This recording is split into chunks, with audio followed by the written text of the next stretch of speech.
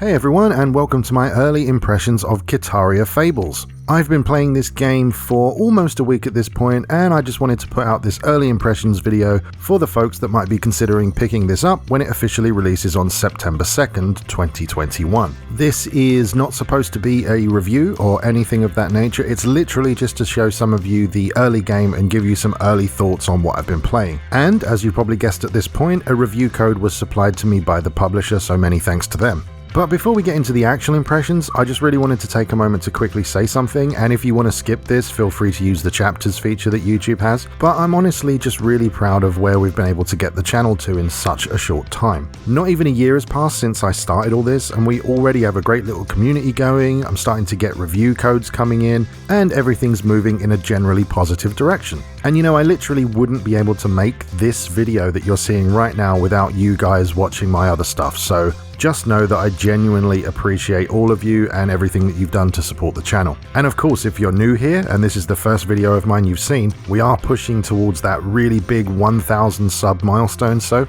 if you think I've earned it, please do consider subscribing. So then, Kitaria Fables, what is it? Well, it's a new action RPG and farm simulator game developed by Twin Hearts and published by Pqube. As I mentioned, I've been playing it for just under a week and, you know, in between sort of other games I'm making content for, and I'm now allowed to show you some of the early game stuff and talk about my experience a little bit. I am playing this on a PS5, by the way, so all the gameplay that you're seeing was captured by me on a PS5 console, but it is coming to Nintendo Switch, PS4, Xbox One, Xbox Series consoles, and Steam. I believe there's also a demo available on Steam right now, but nowhere else, unfortunately. In Kitaria Fables, you play as a humanoid cat, and all the other characters you'll meet are essentially humanoid versions of other animals, you know, like polar bears or a goat, for example. The game is kinda split into two equal parts: action RPG stuff like doing quests, slaying monsters, crafting gear, and all that kind of stuff, and then the other half is a farming simulator where you can grow and harvest crops, upgrade your tools, and of course sell produce to make some money.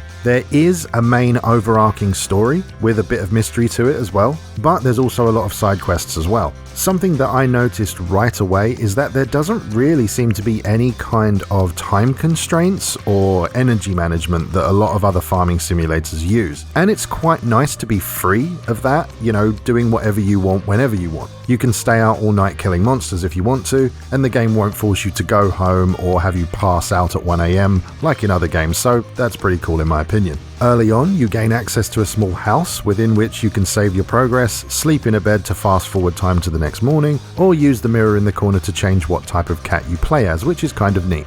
Just outside that house is your moderately sized farm where you can grow your crops, and these crops take various amounts of in-game days to mature before you can sell them. You can of course water them, and when you run dry you can refill the watering can at the nearby well. You quickly get access to several different tools that will help you plant your crops, chop down certain trees, and break certain rocks. There's even a scythe that helps you harvest up to 9 crops in one swing, which is really helpful. It looks like all the tools except for the scythe can be upgraded through bronze, silver, and gold, with each upgrade improving the area of effect. As an example, in the beginning, you have to water each crop individually, but once you get the gold watering can, you can water 9 at once, which again is a great help when you want to grow a lot of stuff at once. As far as I can tell, there doesn't seem to be any buildings that you can create or animals to raise, which at first I kind of found a bit disappointing, but the more I played, the more I thought about it, the more I started to realize that this game doesn't want to be too complex. This game wants to do some action RPG stuff as well as the farming sim stuff, and it doesn't want to bog you down with too many options. I think it just wants to be a solid, straightforward game, and that's really what it is. On the other hand, I suppose you could argue that games like Stardew Valley had farming and combat from the beginning,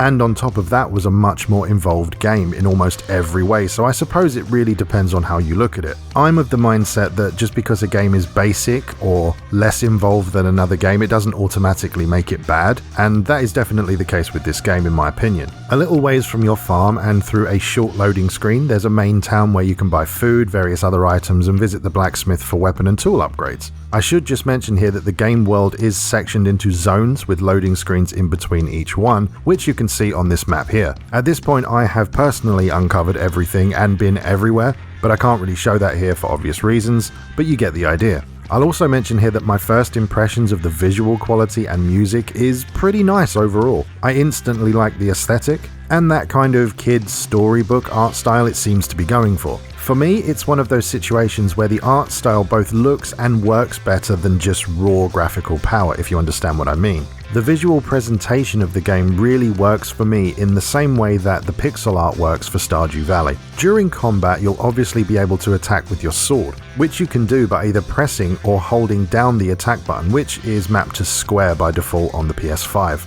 You have a dodge on circle that does in fact have iframes during the roll, and enemies always clearly telegraph their attacks via a template on the ground. You can make use of an upgradable bow for ranged attacks, and you can also learn some magical attacks of various elements like fire or water. These are mapped to the shoulder buttons by default, but there is also some physical skills you can learn that you can swap in and out as you please. The combat itself feels very deliberate to me and requires you to think about positioning and dodging quite often. When you fight a single enemy, you can see their attacks coming and avoid them as necessary, but then you add a second or third enemy who may all be attacking at a slightly different time, and the fight almost plays out like a bit of a real-time puzzle. I found that you really do need to think about what you're doing, otherwise you can get overwhelmed pretty quickly. But it did definitely keep me engaged, because you can't just stand there and wail on a monster without it doing anything back to you. You have to actually fight it, which so far I'm quite enjoying. The combat overall feels like the rest of the game, basic but solid.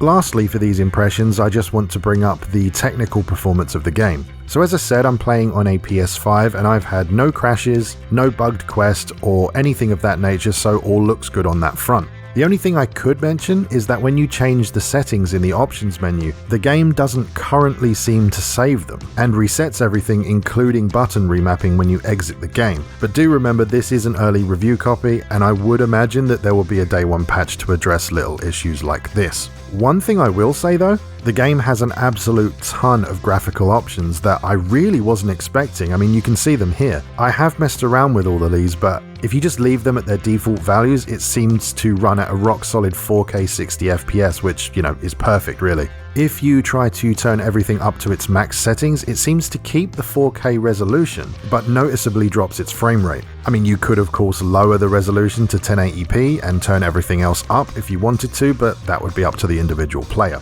Either way, it's really nice to get all of these options, but I can't help but wonder, are there any other games on consoles that give you this much control over visuals? I honestly can't think of one, but if you can, please do let me know in the comments section. So other than that, there isn't really much else to say or that I'm really allowed to show you yet. I will be doing a full review on the game, and that will be out on August 30th, so look out for that. I'm close to finishing the game completely, and at this point I'm probably putting the review together as we speak. So far, I'd say I'm having a good time with it, and things are looking good for its release. As I said at the beginning of the video, the official release date is September 2nd, 2021, and it seems to be a £30 game in the UK and a $40 game in the US. As I said earlier, I believe there's a demo available on Steam if you want to try it out for yourself, but sadly the demo isn't available on any other platform. So yeah, let me know what you think about this one. Are you interested in it? Have you pre-ordered it? Have you played the demo on Steam? Let me know in the comments down below. As I've already mentioned, we're really pushing hard for that 1,000 subscriber milestone, and it would be awesome if we could reach it by Christmas. So if you enjoyed the video or found it useful, please do consider subscribing for more content like this.